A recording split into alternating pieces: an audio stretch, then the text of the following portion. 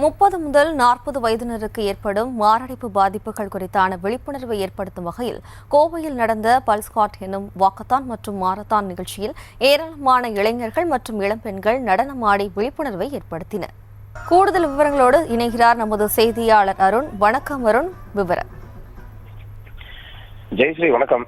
சர்வதேச இருதய தினத்தை அனுசரிக்கும் வகையில கோவையில் இருக்கக்கூடிய ரோட்டரி சங்கங்கள் இணைந்து பல்ஸ் ஹார்ட்டத்தான் எனக்கூடிய ஒரு நிகழ்ச்சியை நடைபெற்றது. இந்த பல்ஸ் ஹார்ட்டத்தான் என்ற நிகழ்ச்சி வாக்கத்தான் மற்றும் மாரத்தான் மற்றும் ரன் என்ற அடிப்படையில கோவை ராம்நகர் பகுதியில் இருக்கக்கூடிய விவேகானந்தா சாலையில் துவங்கியது. இந்த நிகழ்ச்சியில சுமார் ஒரு 1000க்கும் மேற்பட்டோர் பங்கேற்றிருந்தார்கள். குழந்தைகள் முதல் பெரியவர்கள் வரை பங்கேற்றிருந்த நிலையில இளைஞர்கள் மற்றும் இளம்பெண்கள் அதிக அளவில் பங்கேற்றிருந்தார்கள். இதற்கு காரணம் 30 முதல் 40 வயதினருக்கு தான் இந்த சூழல்ல அதிக அளவிலான இருதய பிரச்சனைகள் ஏற்படுகிறது. அவர்களுக்கு இருதய அடைப்பு ஏற்பட்டு உயிரிழப்புகளும் அதிகரிக்கிறது என்ற அடிப்படையில அந்த வயதினருக்கான விழிப்புணர்வை ஏற்படுத்தும் வகையில இந்த மராத்தான் மற்றும் வாக்கத்தான் நிகழ்ச்சியான நடைபெற்றது.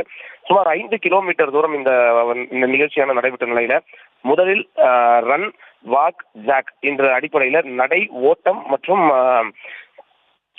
சிறு ஓட்டம் என்ற அடிப்படையில் தான் இந்த நிகழ்ச்சி நடைபெற்றது. இந்த விவேகானந்தா சாலையில துவங்கிய இந்த நிகழ்ச்சியானது கிராஸ்கட் சாலை, நஞ்சப்பா சாலை வழியாக சென்று மத்திய சிறைச்சாலை சாலை மற்றும் நேரு உள் விளையாட்டரங்கம் பகுதியில் நிறைவடைந்தது. இந்த நிகழ்ச்சியில ஓட்டம் நடை என்று இருந்தாலும் இந்த நிகழ்ச்சியின் இறுதியாக இளைஞர்கள் மற்றும் இளம்பெண்கள் ஆகியோர் நடனமாடி இந்த விழிப்புணர்வை ஏற்படுத்தினர். இந்த நடனமாடி விழிப்புணர்வை ஏற்படுத்திய நிகழ்ச்சி பலரையும் கவர்ந்தது என்று சொல்லலாம். ஜெயஸ்ரீ,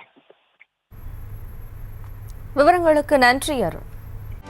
செய்திகளை உடனுக்குடனும் துல்லியமாகவும் தெரிந்து கொள்ள சப்ஸ்கிரைப் பண்ணுங்க.